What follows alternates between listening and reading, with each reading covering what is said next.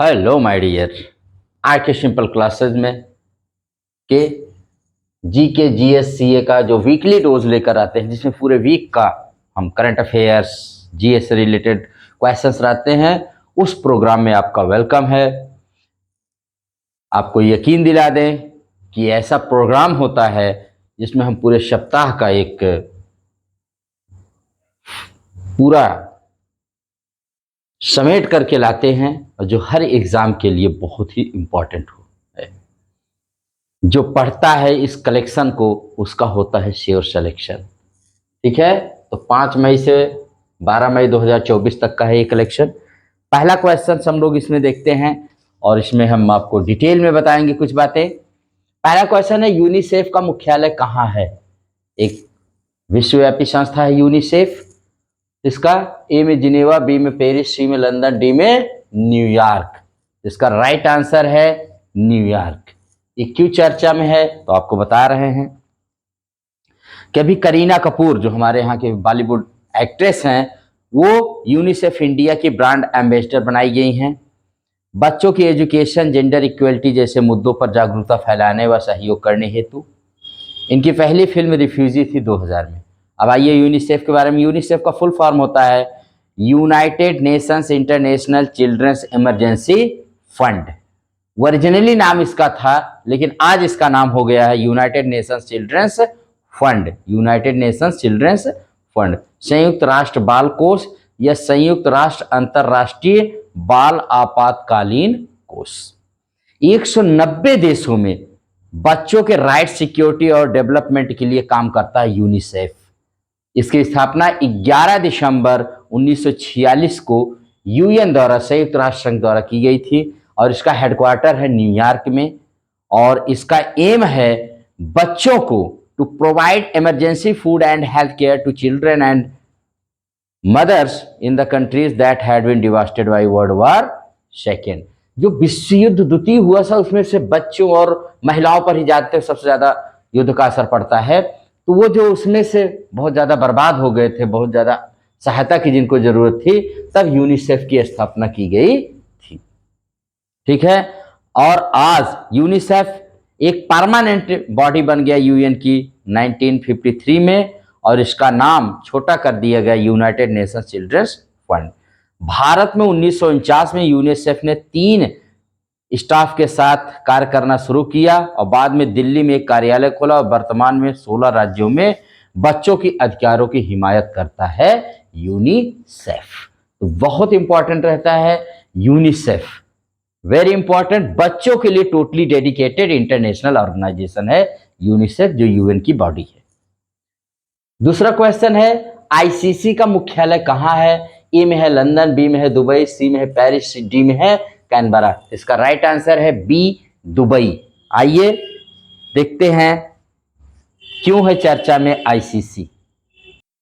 Yes my dear, तो ICC, जिसको international cricket council कहते हैं, इसने बताया है अभी कि वीमेंस 2020 वर्ल्ड कप 2024 का आयोजन बांग्लादेश में होगा। ये इंपॉर्टेंट है, वेरी इंपॉर्टेंट है कि वीमेंस 2020 वर्ल्ड कप 2024 का आयोजन बांग्लादेश में। इसका 9वां संस्करण जो 3 से 20 अक्टूबर 2024 के बीच होगा, ये आईसीसी द्वारा ही कराया जाता है। अब आईसीसी के बारे में सुन लेते हैं थोड़ा सा। आईसीसी 1909 में स्थापित संस्था, तब इसका नाम था इंपीरियल क्रिकेट कॉन्फ्रेंस। 1965 में इसका अंतर्राष्ट्रीय क्रिकेट सम्मेलन नाम कर दिया गया और 1987 में इसका आज जो नाम है अंतर्राष्ट्रीय क्रिकेट परिषद यानी इंटरनेशनल क्रिकेट काउंसिल किया गया।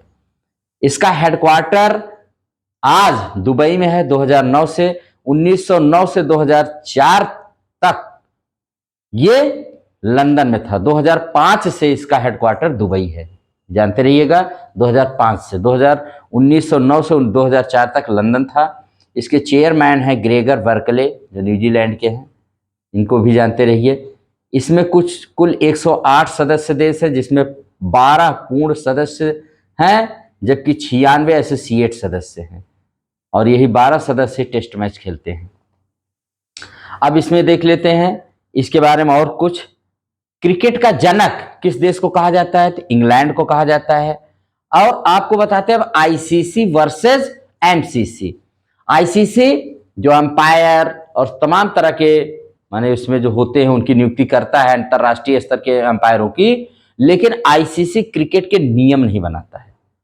क्रिकेट के नियम लागू करता है लेकिन बनाता नहीं, उसके लिए एक संस्था है एमसीसी, क्रिकेट के नियम बनाने वाली संस्था। और वर्तमान में इसमें 42 कानून हैं। एमसीसी का मतलब है मैरीबोन क्रिकेट क्लब, मैरीबोन क्रिकेट क्लब। 1989 तक एमसीसी के चेयरमैन व अध्यक्ष आईसीसी के शीर्ष पद पर काबिज होते थे। एमसीसी की स्थापना 1787 ईस्वी में की गई थी और 1814 में लॉर्ड्स मैदान इंग्लैंड का जो है एमसीसी का हेडक्वार्टर बना। एमसीसी ही क्रिकेट के सारे नियम बनाती है और समय समय पर इसमें बदलाव भी करती रहती है। पहला इंटरनेशनल मुकाबला 1877 में इंग्लैंड व ऑस्ट्रेलिया के बीच खेला गया। एमसीसी अब आईसीसी के परामर्श से ही नियम में बदलाव करती है, ये जानते रहिएगा। लेकिन क्रिकेट के नियम बनाने का अधिकार आज भी कॉपीराइट किसके पास है? तो वो आईसीसी के पास नहीं, एमसीसी के पास है, और जिसका मुख्यालय है इंग्लैंड का लॉर्ड्स मैदान। आज क्रिकेट के नियमों के कॉपीराइट का अधिकार भी एमसीसी के पास है, न कि आईसीसी। तो जानते रहिएगा, ICC world cup, 2020 world cup पुरुष महिलाओं सबका, और टेस्ट, वनडे, अंतरराष्ट्रीय जो मैच होते हैं उनका आयोजन करवाती है। जो भी वर्ल्ड कप होते हैं 4 साल बाद करवाती है ये। अब कुछ भारत में बात कर ले भाई, तो भारतीय क्रिकेट के पितामह इन कुमार रणजीत सिंह जी को कहा जाता है, जो जामनगर के महाराज थे। इन्हीं को उर्फ रणजी कहा जाता है। राष्ट्रीय क्रिकेट चैंपियनशिप भारत में आज भी सबसे बड़ा क्रिकेट की जो ट्रॉफी है इन्हीं के नाम से खेली जाती है। ठीक है, ये आईसीसी क्या है? ये क्रिकेट की वैश्विक शासी निकाय है। ठीक है, इंटरनेशनल रेगुलेटरी बॉडी है, इंटरनेशनल क्रिकेट काउंसिल।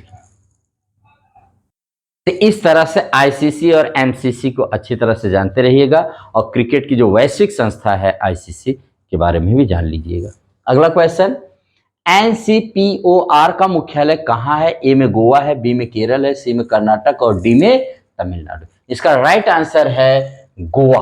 अब क्या है एनसीपीओआर, तो मैं आपको बता रहा हूं। सबसे पहले देखते हैं 46वें एटीसीएम यानी अंटार्कटिक ट्रीटी कंसल्टेटिव मीटिंग की मेजबानी भारत करेगा। इसी दौरान सीईपी की 26वीं बैठक का भी आयोजन होगा। सीईपी मतलब होता है committee for environment protection. Committee for कब से? 20 से 30 मई 2024 के बीच में होगा। कहां पर? कोच्चि में, केरल के। आयोजन ministry of earth science and NCPOR के सहयोग से होगा। 60 से अधिक देशों के 350 से ज्यादा प्रतिनिधि इसमें भाग लेंगे। अंटार्कटिक के नाजुक इकोसिस्टम की सुरक्षा व साइंटिफिक रिसर्च को बढ़ावा देने हेतु ये बैठकें जरूरी हैं। अब देखिए अंटार्कटिक क्या है, जानते हैं पृथ्वी के 2 ध्रुव होते हैं, एक ऊपर वाला आर्कटिक और नीचे वाला अंटार्कटिक। तो अंटार्कटिक और आर्कटिक में किसी भी प्रकार की खोज के लिए हमारे देश में एक संस्था है जिसका नाम है एनसीपीओआर। एनसीपीओआर पर आते हैं कि इससे पहले मैं आपको एटीसीएम बताता हूं, अंटार्कटिका ट्रीटी कंसल्टेटिव मीटिंग। यह क्या है? ये 1959 में यूएसए के वाशिंगटन डीसी में 12 देशों द्वारा साइन किया गया था, जो 1961 से लागू है। वर्तमान में इसमें 26 देशों ने साइन किया है। भारत ने 1983 में इसे साइन किया और 2022 में संसद द्वारा पारित अंटार्कटिक अधिनियम लागू किया गया। अब भारत सरकार ने 1983 में पहला अंटार्कटिक रिसर्च स्टेशन दक्षिण गंगोत्री स्थापित किया। अंटार्कटिक जानते बहुत नाजुक है। पूरे विश्व के देशों ने एटीसीएम के माध्यम से यह समझौता किया है कि कोई भी देश इस क्षेत्र में जाकर के किसी भी प्रकार की मानव बस्ती नहीं बसाएगा, किसी प्रकार का ऐसा काम नहीं करेगा या इस पर अधिकार नहीं करेगा। ये सबका है और सिर्फ यहाँ पर साइंटिफिक रिसर्च, वैज्ञानिक खोज ही की जा सकती है। ये एटीसीएम का यही समझौता है। तो इसका मीटिंग इस समय भारत में होगी, ये भी जानते रहिएगा। अब हम देखते हैं एनसीपीओआर। मैंने बताया कि एनसीपीओआर जिसका मतलब होता है national centre for polar and Asian research, ये राष्ट्रीय, हिंदी में कहेंगे राष्ट्रीय ध्रुवीय और महासागर अनुसंधान केंद्र। यह भारत सरकार के मिनिस्ट्री ऑफ अर्थ साइंस के तहत स्थापित एक स्वायत्त संस्थान है। एनसीपीओआर ध्रुवीय क्षेत्रों आर्कटिक व अंटार्कटिक, हिमालय और दक्षिण महासागर में रिसर्च करने के लिए भारत सरकार का एक साइंटिफिक रिसर्च बॉडी है। तो आप जान गए, एक साइंटिफिक रिसर्च बॉडी है एनसीपीओआर। आर्कटिक हो, अंटार्कटिक हो, जहां कहीं भी, या हिमालय पर कोई खोज करना हो, रिसर्च करना हो, एनसीपीआर ही इसी के वैज्ञानिक करते हैं। और अंटार्कटिक में भारत के 3 रिसर्च सेंटर हैं। कौन कौन से? दक्षिण गंगोत्री सबसे पहला था, लेकिन अब वह बर्फ के नीचे डूब गया है तो निष्क्रिय हो गया है। अभी 2 वहां पर चल रहे हैं, भारती और मैत्री, ये दोनों सक्रिय हैं। यहीं पर हमारे वैज्ञानिक जब जाते हैं गोवा से तो यहीं पर वो खोज करते हैं। हाँ, इस 46वीं एटीसीएम की बैठक में यह बताया जा रहा है कि हो सकता है भारत तीसरे साइंटिफिक रिसर्च सेंटर को खोलने की घोषणा कर सकता है। ठीक है, अब देखिए आर्कटिक में, तो आर्कटिक में भारत सरकार ने 2008 में हिमाद्री नामक एक रिसर्च स्टेशन स्थापित किया है, जहां हमारे वैज्ञानिक जाके आर्कटिक क्षेत्र में भी खोज करते हैं। इंडो आर्क, इसी समझ लीजिए, इंडो आर्क आर्कटिक क्षेत्र में वैज्ञानिक अध्ययन है तो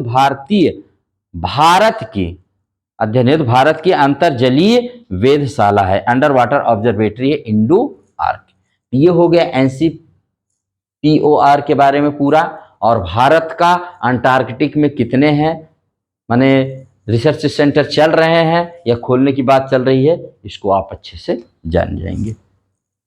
नेक्स्ट क्वेश्चन है, भारत रत्न पाने वाले पहले विदेशी कौन है? तो इसके लिए मैं आपको बताऊं कि भारत रत्न पाने वाले पहले विदेशी, इसमें ऑप्शन में है मदर टेरेसा, बी में है नेल्सन मंडेला, सी में है दोनों, डी में है दोनों में से कोई नहीं।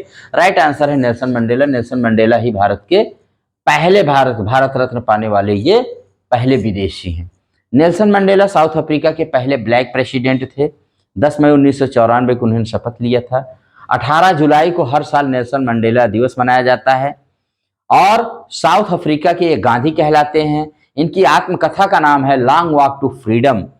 1990 में भारत सरकार ने इनको अपना सर्वोच्च सम्मान भारत रत्न, जबकि 1993 में इनको नोबेल शांति पुरस्कार मिला था। नेल्सन मंडेला 27 साल तक जेल में रहे और वहां पर जो एक श्वेत और अश्वेत को रंगभेद की नीति थी उसका घनघोर विरोध किया और अंत में ये सफल हुए। वैश्विक लीडर हैं, बहुत मशहूर हैं। नेल्सन मंडेला को जरूर जानते रहिएगा। पहले विदेशी हैं जिन्हें क्या दिया गया? भारत का सर्वोच्च नागरिक सम्मान भारत रत्न दिया गया। फिर अगला है ग्रैमी अवार्ड का संबंध किस क्षेत्र से है? तो ए में है संगीत, बी में है साहित्य, सी में है राजनीति, डी में है चिकित्सा। इसको राइट आंसर है चिकित्सा। ग्रैमी अवार्ड संगीत की दुनिया का सबसे बड़ा पुरस्कार है। इसे पहले ग्रामोफोन अवार्ड कहा जाता था। 1959 में इसकी स्थापना हुई। पंडित रविशंकर ग्रैमी अवार्ड जीतने वाले पहले भारतीय संगीतकार हैं और ये सितार वादक थे, यानी सितार बजाते थे। ये ग्रैमी अवार्ड का हो गया। BRO यानी सीमा सड़क संगठन का मुख्यालय कहाँ है? ए में है मुंबई, बी में है नई दिल्ली, सी में है चेन्नई और डी में है बेंगलुरु। तो इसका राइट आंसर है भाई कहां पर? नई दिल्ली में। अब आते हैं क्या है सीमा सड़क संगठन, इसके बारे में हम आपको थोड़ा सा बता देते हैं। जैसा कि इसके नाम से है, अभी ये चर्चा में है क्योंकि इसने अपना 2024 में 65वां स्थापना दिवस मनाया। इसकी स्थापना 7 मई 1960 को हुई थी। इसका हेडक्वार्टर नई दिल्ली में है। इसका मोटो है श्रमेव सर्वम साध्यम, यानी everything is achievable through hard work. परिश्रम से सब कुछ हम अचीव कर सकते हैं। इस बॉडी का काम है कि भारत के चारों तरफ, ये डिफेंस मिनिस्ट्री के अंडर में काम करता है। भारत के जितने भी बॉर्डर हैं, नाम ही है बॉर्डर रोड ऑर्गेनाइजेशन, BRO, और हिंदी में कहते हैं सीमा सड़क संगठन। डिफेंस मिनिस्ट्री माने रक्षा मंत्री के अंतर्गत कार्य करता है। भारत के चारों तरफ से रोड बना करके, जहां पर कोई सोच नहीं सकता है, वहां पर BRO रोड का नेटवर्क बिछा करके काम करता है। और अपने इसके जो मित्र पड़ोसी देश हैं वहां पर भी ये रोड का काम करता है। तो आप इसको बारे में अच्छे से जानते रहिएगा, बहुत इंपॉर्टेंट है। क्यों अभी चर्चा में है? तो सिंकुला पास, ये हिमाचल प्रदेश की लाहौल घाटी और लद्दाख की जास्कर घाटी के बीच स्थित है। और BRO यहां पर सिंकुला टनल बनाने की बात कर रहा है। पास माने एक दर्रा है जो जोड़ता है, जिस रास्ते से होकर लोग जाते हैं वही दर्रा होता है। पहाड़ों में आने जाने का जो रास्ता होता है, दर्रे, पासेस, तो वहीं पर एक टनल बनाने की बात ये प्लान कर रहा है, इसीलिए चर्चा में है। अपना स्थापना दिवस अभी 7 मई को मनाया था, इसलिए भी चर्चा में है। ठीक है, तो ये हो गया आज के मल्टीपल क्वेश्चंस जो हमारे पास थे। अब आते हैं कुछ आपको और बता देते हैं, अगर कोई न्यूज़ इसमें रही है तो। पहले पर्सन्स इन द न्यूज़ के बारे में हम लोग बात कर लेते हैं बहुत ही जल्दी। और हाँ, एयर मार्शल नागेश कपूर, इनको air officer commanding in chief के रूप में एयरफोर्स ट्रेनिंग कमांड में नियुक्त किया गया है। किसको? एयर मार्शल नागेश कपूर को। वैशाली रमेश बाबू, इंटरनेशनल चेस फेडरेशन यानी FIDE द्वारा इन्हें ग्रैंड मास्टर की टाइटल दी गई है। किसको? वैशाली रमेश बाबू, जानते रहिए, तमिलनाडु के हैं। कुनेरू हम्पी पहली महिला जिनको ग्रैंड मास्टर की उपाधि भारत में दी गई। नंबर 2 पर थी हरिका द्रोणावली, और उसके बाद ये तीसरी हैं वैशाली रमेश बाबू, जिनको ग्रैंड मास्टर की उपाधि दी गई है महिला में। तो पहली कुनेरी हम्पू, दूसरा हरिका द्रोणावली, तीसरी वैशाली रमेश बाबू। आइए कुछ इनके बारे अबाउट FIDE अंतर्राष्ट्रीय शतरंज महासंघ, यह शतरंज के खेल का गवर्निंग बॉडी है जो अंतर्राष्ट्रीय शतरंज प्रतियोगिताओं को नियंत्रित करती है। इसकी स्थापना 1924 में की गई थी। 1999 में इंटरनेशनल ओलंपिक कमेटी ने इसको वैश्विक खेल संगठन के रूप में मान्यता दी। इसका हेडक्वार्टर लुसाने में है जो स्विट्जरलैंड में है। इसके प्रेसिडेंट आर्कडी ड्वारकोविच हैं, जबकि वाइस प्रेसिडेंट विश्वनाथन आनंद हैं। सबसे ज्यादा ग्रैंड मास्टर देने वाला राज्य कौन सा है भाई? तो वो है तमिलनाडु। सबसे कम उम्र के भारतीय ग्रैंड मास्टर कौन बने हैं? R प्रज्ञानंद बने हैं। सबसे पहले शतरंज ग्रैंड मास्टर का खिताब पाने वाले भारतीय विश्वनाथन आनंद 1988 में। और विश्वनाथन आनंद पहले खिलाड़ी हैं जिन्हें भारत सरकार का सर्वोच्च राष्ट्रीय खेल पुरस्कार राजीव गांधी खेल रत्न पुरस्कार दिया गया था। हालांकि 2021 में इस पुरस्कार का नाम मेजर ध्यानचंद खेल रत्न पुरस्कार कर दिया गया है। अब इसमें जो पुरस्कार राशि मिलती है वो 25 लाख रुपए है। विश्वनाथन आनंद की जो आत्मकथा है उसका नाम है माइंड मास्टर। ये इससे रिलेटेड हो गया भाई। अब आगे देखते हैं। संजीव नौटियाल, RBI ने उज्जीवन स्मॉल फाइनेंस बैंक के MD व CEO के रूप में नियुक्त किया है इनको, संजीव नौटियाल को। के की मिस्त्री HDFC लाइफ के अध्यक्ष नियुक्त किए हैं के मिस्त्री। बजरंग पुनिया, पहले नाडा ने डोपिंग टेस्ट से मना करने के लिए और बाद में कुश्ती की वैश्विक संचालन संस्था संयुक्त विश्व कुश्ती ने इन्हें साल के अंत तक के लिए निलंबित कर दिया गया। बजरंग पुनिया हमारे यहाँ के पहलवान हैं, जानते रहिए, वेरी इंपॉर्टेंट है। वाइस एडमिरल संजय भल्ला, ये नेवी के चीफ ऑफ पर्सनल नियुक्त हुए हैं। मिखाइल मिशुस्टिन, रूस के प्रधानमंत्री ये बने हैं और इनकी नियुक्ति राष्ट्रपति व्लादिमीर पुतिन के द्वारा की गई है। 7 मई 2024 को 5वीं बार रूस के राष्ट्रपति के रूप में शपथ ली है। कौन? व्लादिमीर पुतिन जी ने। अब कालिन मुनरो, न्यूजीलैंड के बैटर ने इंटरनेशनल क्रिकेट से संन्यास लेने की घोषणा की है। सलाम बिन रज्जाक, ये मशहूर उर्दू साहित्यकार थे जिनका हाल ही में निधन हो गया है। शैम पित्रोदा, ये इन्होंने ओवरसीज कांग्रेस अध्यक्ष पद से इस्तीफा दे दिया है। इन्होंने अभी एक बयान दिया था जो बहुत चर्चा में आ गया था, जिससे इनकी बड़ी खिंचाई हुई थी। बयान ये था, ये कहते हैं हम भारत जैसे विविधता वाले देश को एक साथ रख सकते हैं जहां ईस्ट के लोग चीनी, वेस्ट के लोग अरेबियन, नॉर्थ के श्वेत और साउथ के अफ्रीकन जैसे दिखते हैं। मतलब चारों दिशा में चार बता दिए, बड़ा इनका खिंचाई हुई। ये यूएन के सलाहकार भी रह चुके हैं। वर्तमान में ये अपने परिवार के साथ शिकागो में रहते हैं। दिल्ली में मकान उकान है भाई, तो कांग्रेस के यही हैं। ओवरसीज माने होता है अंतर्राष्ट्रीय, जैसे अध्यक्ष थे ये। संजय कुमार मिश्रा बहुत इंपॉर्टेंट है, ये GSTAT के पहले अध्यक्ष बने हैं। GSTAT का मतलब होता है goods and service tax appellate tribunal. ये झारखंड हाई कोर्ट के पूर्व चीफ जस्टिस रहे हैं। GSTAT क्या है? तो GSTAT केंद्रीय वस्तु एवं सेवा कर अधिनियम 2007 के तहत स्थापित एक अपीलीय प्राधिकरण है। यह राज्य और केंद्र शासित प्रदेश GST अधिनियम के तहत विभिन्न अपीलों की सुनवाई करता है। GSTAT 1 जुलाई 2024 से दिल्ली स्थित हेड ब्रांच से काम करेगी। डॉक्टर पूर्णिमा देवी बर्मन, इनको अभी हाल ही में ग्रीन ऑस्कर से सम्मानित किया गया है। ये असम की रहने वाली जीव विज्ञानी हैं।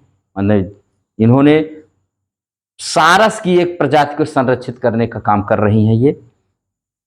ये व्हिटली अवार्ड को ही ग्रीन ऑस्कर कहते हैं। 2017 में भी इनको इस पुरस्कार से सम्मानित किया गया है। इस राशि में 1 लाख ब्रिटिश पाउंड इनको दिया जाता है।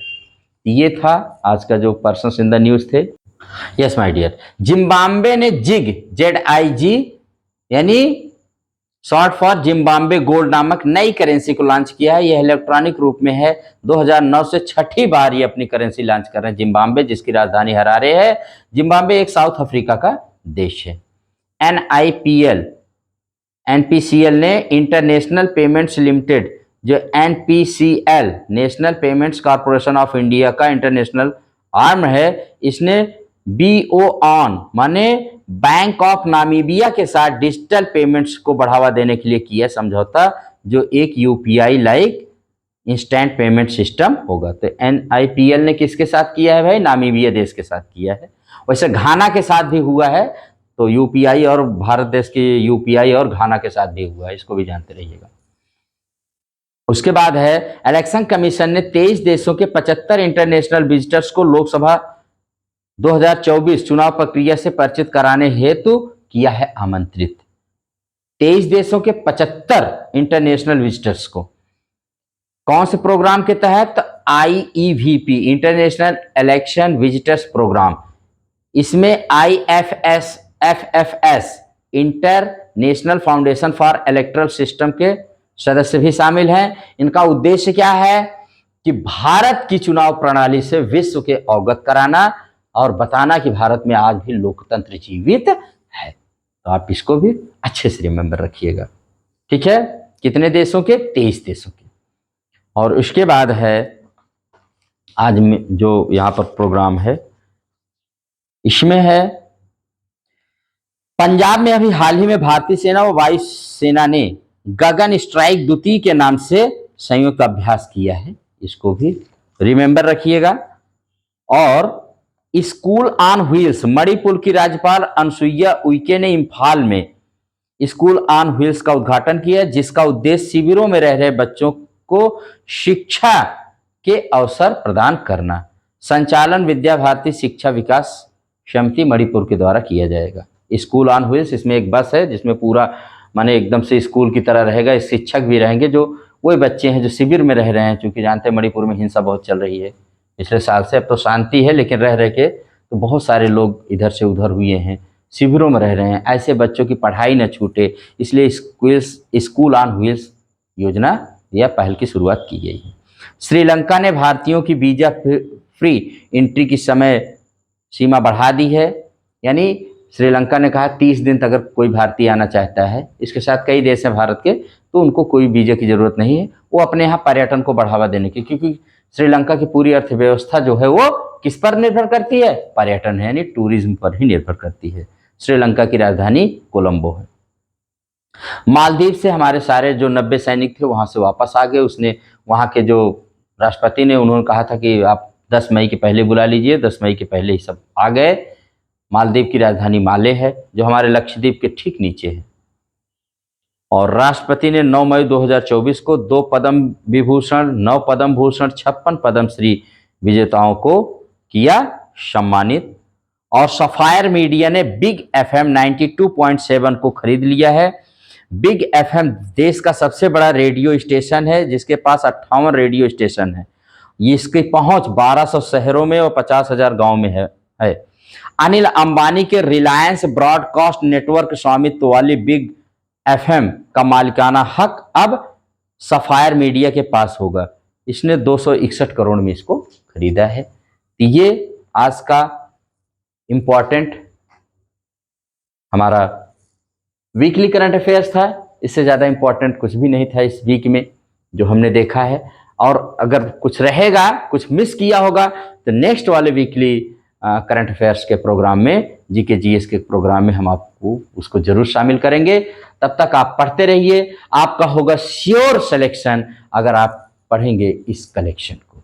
तो श्योर सिलेक्शन के लिए जरूर देखिए और पढ़िए इस कलेक्शन को बार बार। इसी के साथ इस प्रोग्राम को यहाँ एंड करते हैं। अगर आपको ये चैनल और मेरा प्रयास आपको अच्छा लगे तो आप इसको जरूर लाइक और शेयर और सब्सक्राइब करिएगा। इसी के साथ इस क्लास को यहाँ एंड करते रहते। Keep reading and keep smiling. Thank you very much.